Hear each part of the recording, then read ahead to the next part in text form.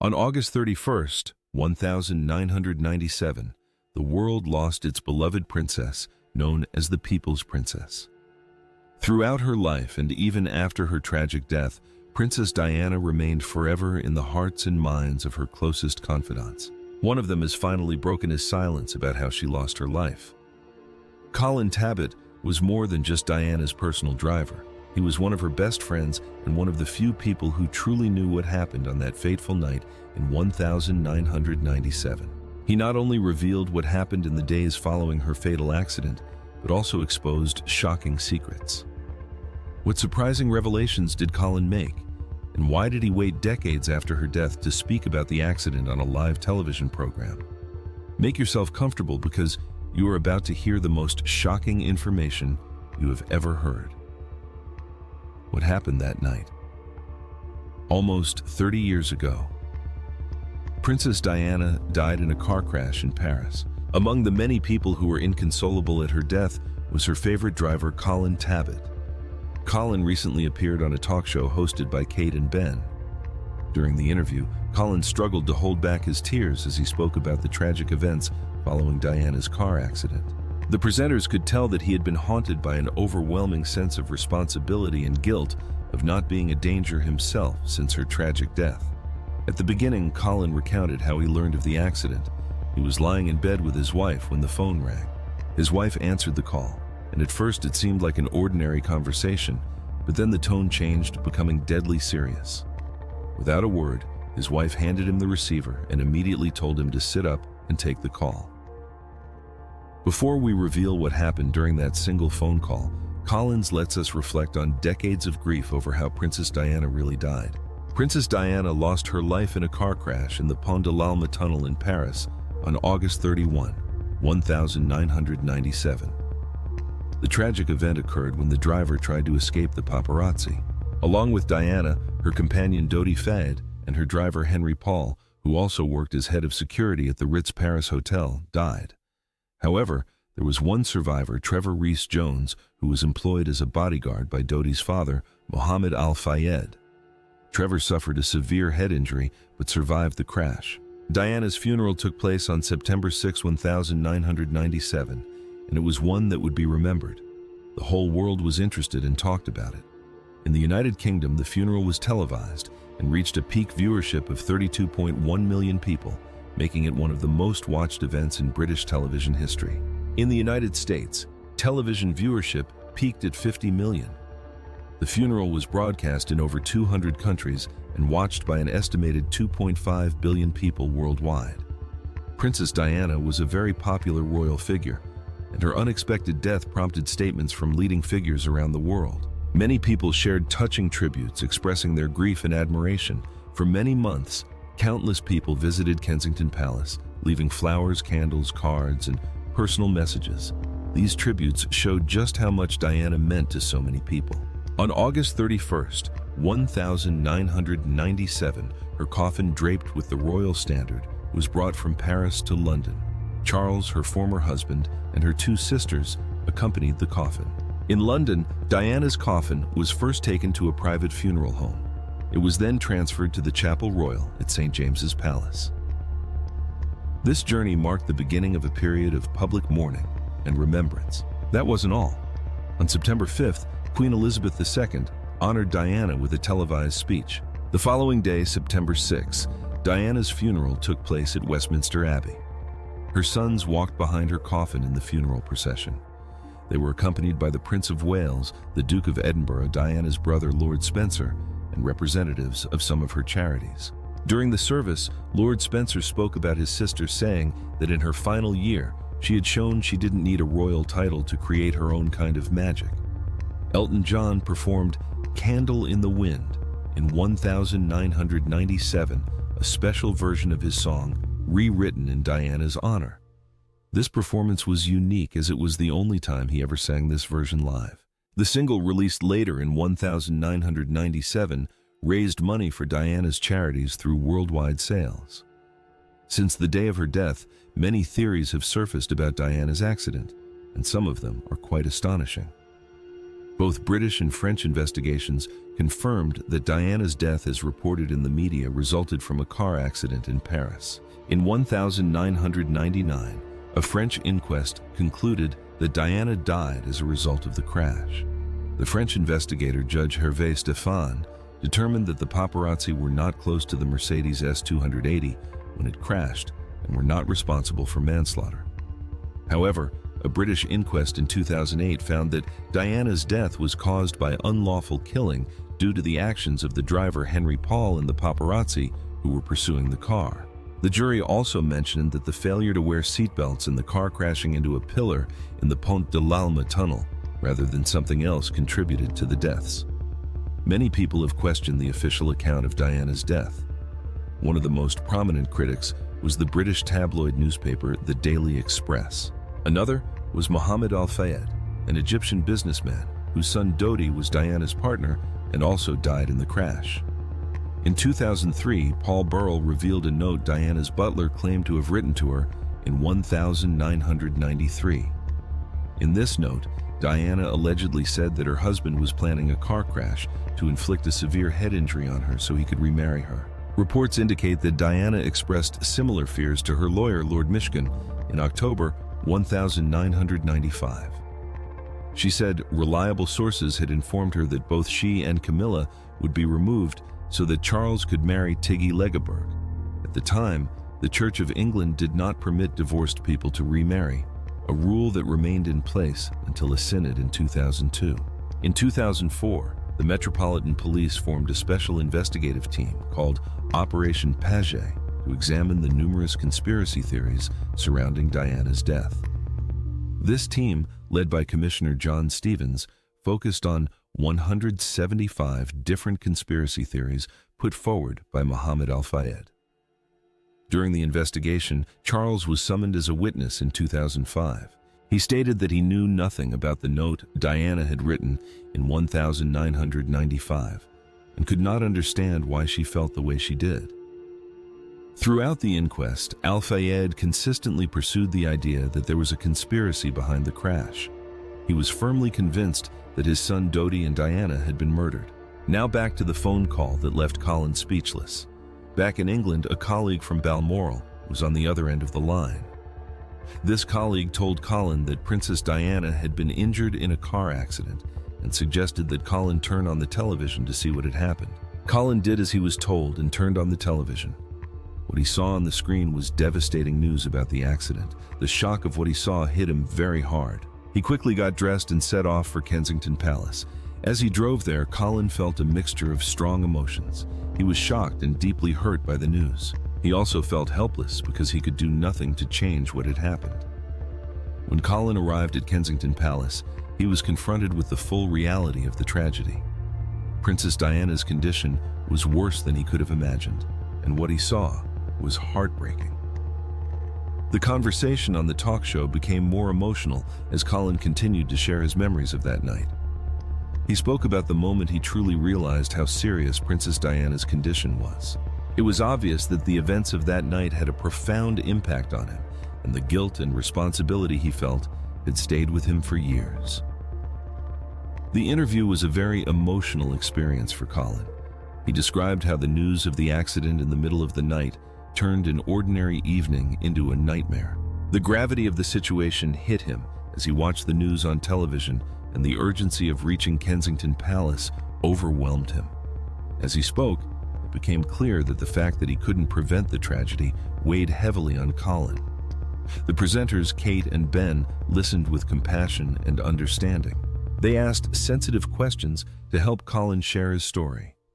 Colin was given a very difficult task to bring Princess Diana's body back to England from Paris. This was a heavy responsibility and placed an additional emotional burden on him.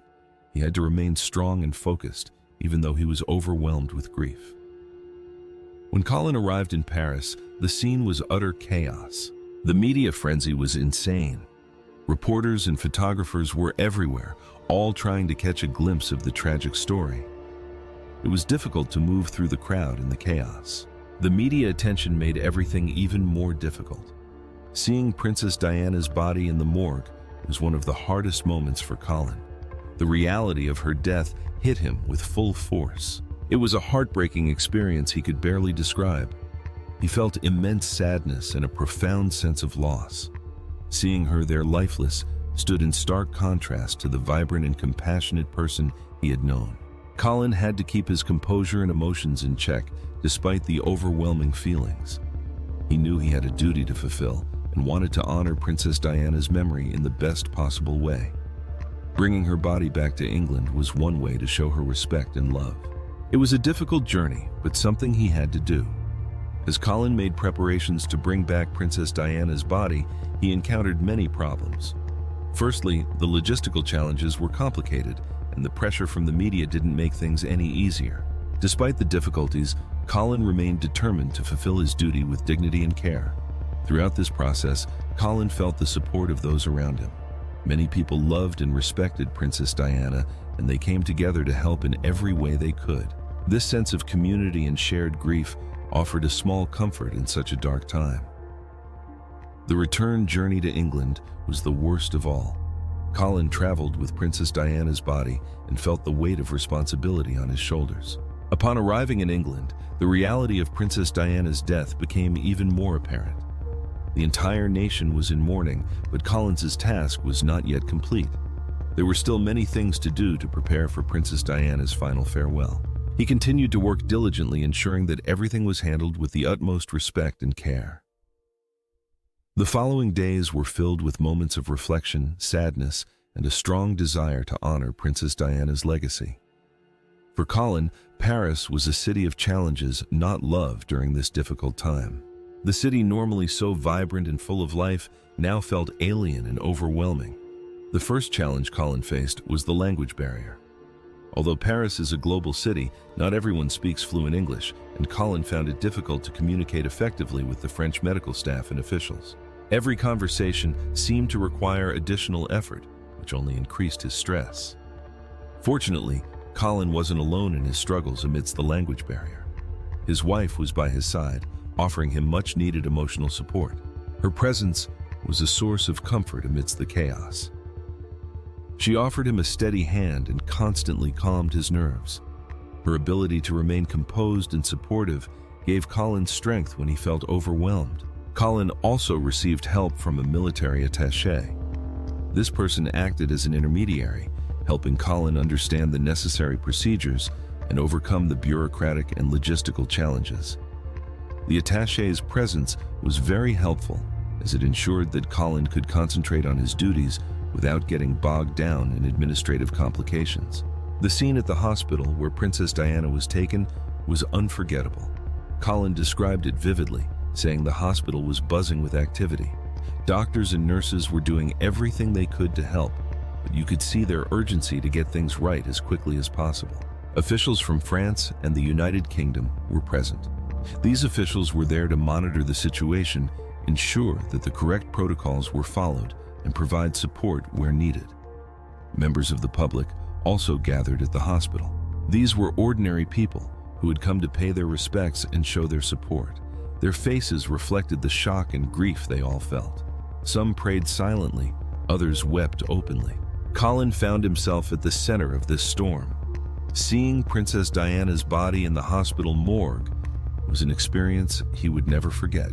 The chaos outside the hospital was unforgettable. Reporters and photographers jostled for information and tried to take pictures. The hospital was surrounded by the press, their cameras flashing and their questions intrusive. In that moment, Colin knew once again that he carried a great responsibility. More conspiracy theories surfaced, and Colin wanted to ensure Princess Diana was treated with respect. The room where Diana was kept was very hot, and Colin worried that people might try to look inside and see her. He took measures to keep the room cool and ensure that no one could see in. Colin wanted to protect her dignity even in death. He ensured that everything was handled properly so that Diana could rest in peace undisturbed. Colin was under immense pressure. He had to remain highly professional despite feeling many emotions. One moment was particularly difficult for him. He was in the room with Diana and a fan was blowing to keep the room cool. The fan moved Diana's hair, and it was a shocking moment for Colin. He needed to pause for a moment to calm down and remember to focus on his task. Despite the stress and sadness, Colin remained committed to fulfilling his duty well. During the show, Colin also shared some personal thoughts about Princess Diana. He remembered her as someone with a great sense of humor. They got along very well, and he enjoyed working with her. Her death had a profound impact on him. Losing her was very difficult because she had been such a kind and wonderful person. Colin felt a great loss not only because of his job, but because he truly liked Diana. He remembered how much she had meant to him and how her death had changed his life. Another challenge he faced was dealing with the many questions and conspiracy theories from the public and the media surrounding the accident in which Princess Diana died. The theories mentioned so far are just a few of the many beliefs, so you can imagine how many annoying rumors Colin had to endure. People wanted to know what had really happened and why. There were many stories and speculations, and some people thought there was more to the accident than what was being reported. Colin decided to speak about his own experience. He had driven through the tunnel where the accident had happened. He then described what it was like to drive there. Finding your way out of the tunnel could be very disorienting, especially at night. It was dark, and the city lights could make it hard to see clearly. Colin explained that even a cautious driver could feel disoriented in this tunnel. As Colin drove through the tunnel, he noticed how easy it was to lose your sense of direction. The road had many curves, and the tunnel walls seemed to close in around you. If you weren't paying close attention, it was easy to get disoriented. The curves and turns combined with the interplay of light and shadow made it a difficult place to drive. He emphasized that even a brief moment of confusion could lead to a serious accident. By sharing his personal experience, Colin hoped to shed some light on the speculation. He wanted to show that the accident could have been an unfortunate coincidence due to the difficult driving conditions. He felt that his experience could help people see the situation more realistically. Colin wanted the public to understand that accidents sometimes happen due to the environment, not because of any hidden plans or motives. Colin knew that many people had their own ideas about what had caused the accident. He respected that people wanted answers, but he also wanted to share his truth. He wanted people to know that tragedies sometimes happen due to simple, unfortunate circumstances. Colin then spoke about the hard work of the medical team in Paris. Among the doctors was Dr. Mondemont, who along with his team performed emergency surgeries and used all available modern medical tools. They worked very quickly and carefully, trying everything they could to help her. Dr. Damon knew that Princess Diana was in critical condition, so he and his team had to act fast. It was a race against time. Every minute counted, and the doctors were acutely aware of that. They wanted to save her life and gave everything in their efforts, but there was only so much they could do, and the world still lost Diana. After the princess died, the doctors were bombarded with more questions than they could answer.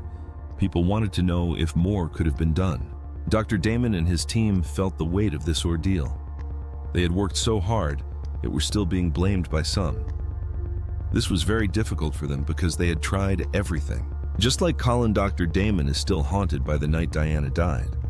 For him and the medical team, moving on meant taking the lessons of that night with them. They continued their work with the same dedication and care, always remembering Princess Diana and their efforts to save her. After Princess Diana's funeral, further conspiracy theories emerged even more shocking than those previously mentioned. One widespread theory claims that Princess Diana was killed because she was pregnant with a baby with Mohammed Dowdy Fayed, and they were on the verge of becoming engaged. Some believe that the British royal family, being Christian, could not accept that Diana, the mother of the future king, was in a relationship with an Egyptian Muslim. This theory suggests that such a relationship would not be tolerated by the royal family. Mohammed Al-Fayed Dowdy's father firmly believed this theory. In February 2008, during the inquest into Diana's death, he reiterated his claims in court. He accused many people, including Prince Philip and Prince Charles, who later became King Charles III, Diana's sister, Lady Sarah McCorquodale, and others of being part of a plot to kill Diana and his son. Another theory proposed by Jeffrey Steinberg of the Executive Intelligence Review is that Princess Diana was murdered by security services acting on Prince Philip's orders. The EIR is linked to the Lyndon LaRouche movement in America and has promoted this idea of a planned assassination. In 1998, an article in the Daily Telegraph reported on the EIR's conspiracy theories. The article also suggested earlier connections between the EIR and Mohammed Al-Fayed. Furthermore, journalist Francis Wien noted in 1999 that Al-Fayed's spokesman referred journalists to Steinberg to discuss these theories. These theories continue to fuel debate and speculation surrounding Princess Diana's death. Despite official investigations and inquiries, some people still believe there is more to the tragic accident, pointing to the various connections and claims made by Al-Fayed and others. Public reactions to these theories are mixed. Some find them plausible, given the controversial nature of Diana's life and relationships, while others dismiss them as unfounded and prefer the official explanations from the investigations in Britain and France. These conspiracy theories have an emotional impact on those who loved Princess Diana. Her family and friends not only had to cope with her loss, but also with the constant speculation and accusations surrounding her death. Al-Fayed claimed in television interviews that Princess Diana and Dodi Fayed planned to announce their engagement on September 1, 1997, the Monday after the crash. However, an investigation by Operation Paget pointed out that such a significant announcement by the princess would have been a major global event requiring extensive preparations, yet no evidence was found to substantiate this claim. CCTV footage presented during the inquest suggested that on August 30, Dodi left Rapazzi Jewelers with only a catalog, casting doubt on the claim that he had purchased an engagement ring. Alberto Rapazzi initially claimed in 2003 that the ring had been placed on Diana's finger at a hotel in Saint-Tropez and would be resized for collection in Paris, but later admitted that he had received legal documents from Al-Fayed, a longtime client, suggesting a different story. Al-Fayed stated that the ring had been selected in Monte Carlo and that Dodi had picked it up in Paris the day before her death after making alterations. This account contradicted the testimony of a saleswoman and CCTV footage showing that a ring was selected by a Ritz hotel official and later purchased posthumously by Mohammed Al-Fayed. Al-Fayed's claims regarding the engagement and the ring purchase were verified and refuted by various pieces of evidence, including CCTV footage and witness testimony. These discrepancies have heightened skepticism surrounding claims about Diana and Dodi's alleged engagement plans. It doesn't end there. There's more. There's just hours before the tragic accident on the afternoon of August 30. Diana contacted her journalist friend Richard Kay to inquire about what the Sunday newspapers might be reporting about her. However, during this conversation, Diana made no mention of any upcoming announcement. Perhaps even more significant was the testimony of Diana's older sister, Lady Sarah McCorquodale, who recalled a telephone conversation with Diana on Friday, August 29. Lady Sarah reported that during this conversation, Diana spoke about Dodi Fayed in a way that suggested their relationship was experiencing difficulties. Friends and confidants of Diana, including her butler Paul Burrell, her friend Lady Annabelle Goldsmith, and her spiritual advisor Rita Rogers, all recalled conversations with her in the week before her death. They agreed that Diana was firmly resolved not to become engaged or married at that point in her life. These accounts paint a picture of Diana's state of mind in the days leading up to the tragedy and suggest that, contrary to some theories and speculation, she was not considering engagement or marriage. The interactions Diana had with her close friends and family in the days leading up to the accident provide valuable insights into her state of mind and her feelings toward Dodi Fayed. Although she expressed concerns to her sister about her relationship with Dodi, there was no indication of engagement plans. The consistent accounts of those closest to her also demonstrate Diana's firm opposition to marriage or engagement at that time in her life. Years later, solid evidence emerged to refute the pregnancy theory. In January 2004, John Burton, the former coroner to the royal household, revealed in an interview with The Times that he had participated in a post-mortem examination of Princess Diana's body at Fulham Mortuary. During this examination, Burton personally inspected her uterus and ruled out the possibility that she was pregnant at the time of her death.